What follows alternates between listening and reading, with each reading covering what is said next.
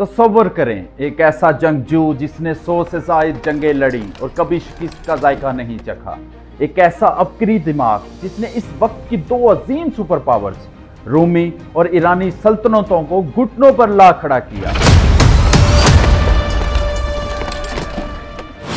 वो जिसे तारीख सैफुल्लाह यानी अल्लाह की तलवार के नाम से जानती है। लेकिन क्या आप जानते हैं कि ये वही शख्स था जिसने इस्लाम के इब्तदाई दौर में मुसलमानों को सबसे बड़ा जख्म लगाया। खालिद बिन वलीद की जिंदगी सिर्फ फतुहात की दास्तान नहीं है, बल्कि ये एक आजिज़ाना मोमिन बनने, एक अजीम जर्नैल के माज़ूल होने और बिस्तरे मर्ग पर इस हसरत में रोने की कहानी है कि शहादत ने इनके माथे का बोसा मैदान जंग में क्यों ना लिया। आज हम खालिद बिन वलीद की जिंदगी के इन तमाम पहलुओं को छुएंगे जिनमें इनकी फतुहात भी हैं और वो तनाज़ात भी जिन्होंने तारीख के दायरे को बदल दिया। खालिद बिन वलीद मक्का के मोअज़्ज़ज़ कबीले बनु मखज़ूम में पैदा हुए, जो अपनी फन्ने सिपाहगरी और दौलत की वजह से मशहूर था। इनकी तरबियत ही एक ऐसे माहौल में हुई जहां तलवार चलाना, घोड़सवारी और जंगी चालें सीखना जिंदगी का मकसद था। इस्लाम कबूल करने से पहले खालिद कुरैश के सबसे खतरनाक मोहरे थे। ग़ज़वा ओहद में याद करें, जब मुसलमान फतह के करीब थे, वो खालिद ही की काबी नजरें थी जिन्होंने जबले रमाता से तीर अंदाजों के हटते ही ऐसा पैंतरा बदला और पीछे से हमला करके जीती हुई बाजी को पलट दिया। इनकी जिंदगी का वो दौर मुसलमानों के लिए इंतहाई कठिन था, क्योंकि वो जानते थे कि जब तक खालिद मुखालिफ सफों में है, जीतना आसान नहीं होगा। लेकिन फिर हक की रोशनी ने इनके दिल पर दस्तक दी। सुलह हुदैबिया के बाद इनके भाई वलीद बिन वलीद के खत ने इनके अंदर के इंसान को झंझोड़ा। जब वो सन 8 हिजरी में मदीना की तरफ रवाना हुए, तो ये एक जंगजू का सर तस्लीम खम करना था।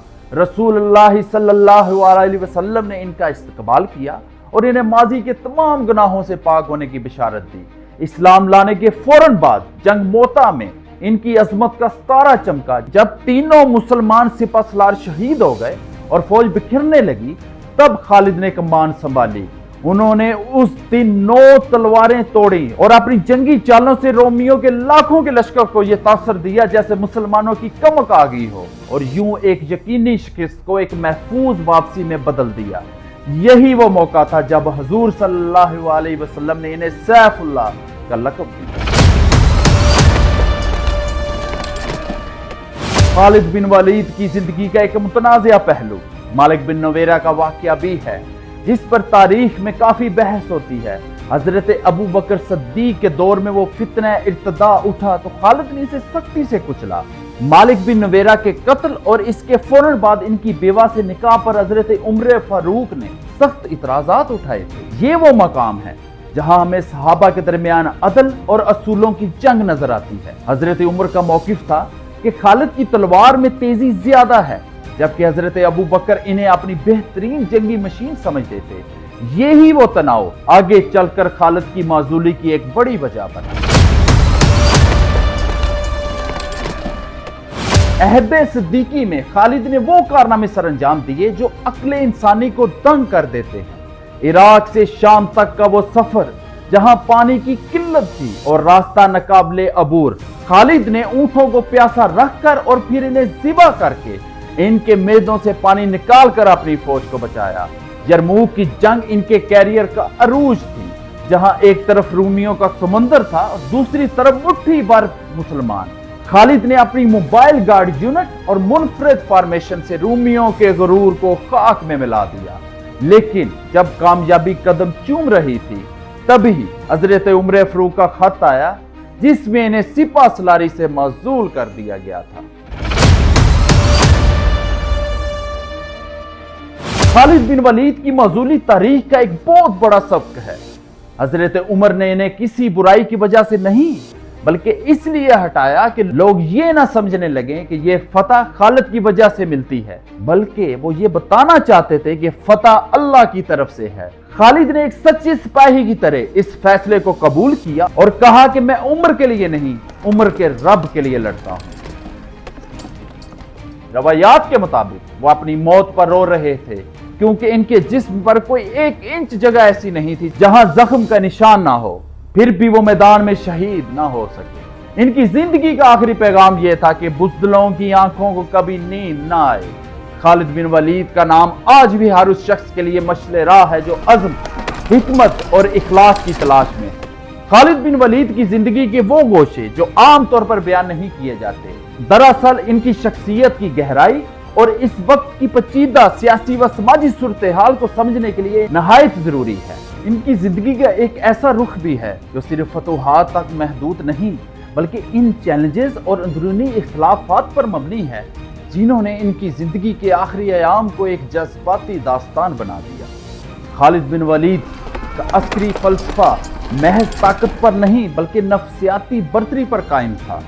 جنگ یرموک کے دوران جب رومی جنرل جارج نے خالد کو مذاکرات کے لیے بلایا تو وہاں صرف سیاسی بات چیت نہیں ہوئی بلکہ ایک نظریاتی مکالمہ ہوا۔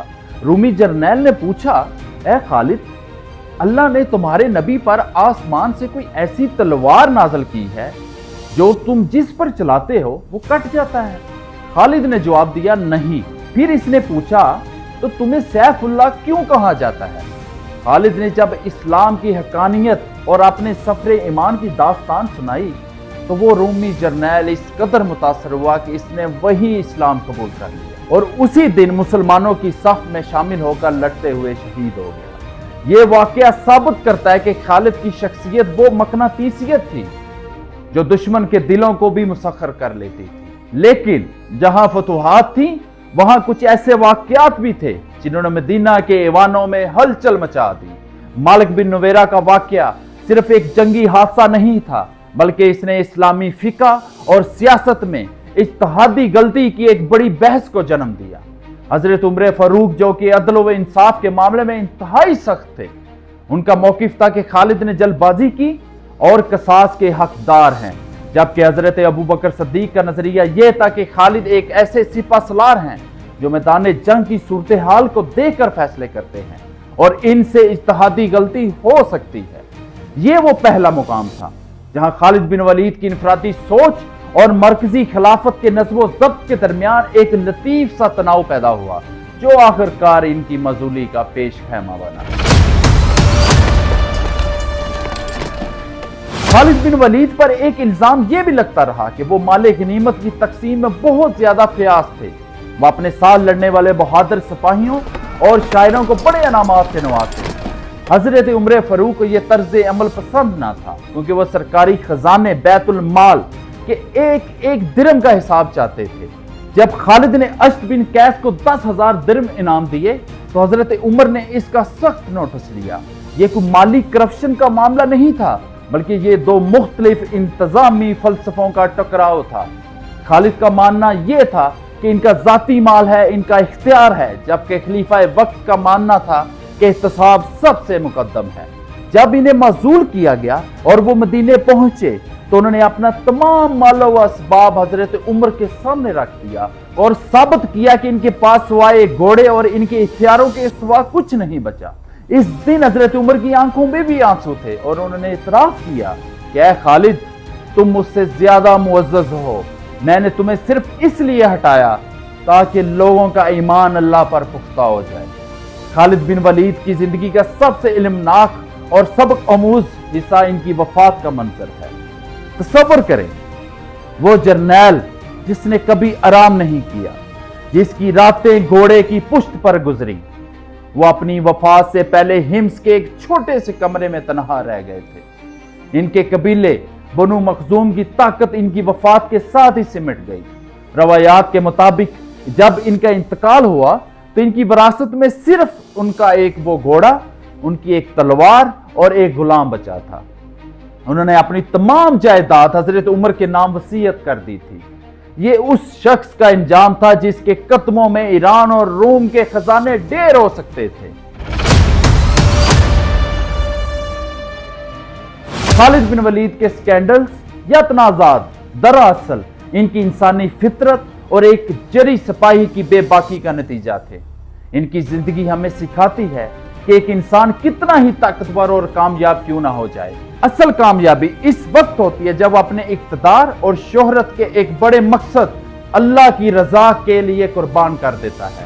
ان کی موت پر جب مدینہ کی گلیوں میں کوہرام مچا تو حضرت عمر نے فرمایا تھا کہ عورتیں خالد پر آنسو بہانے میں حق بے جانب ہیں، کیونکہ اب ایسا شہسوار دوبارہ نہیں ملے گا۔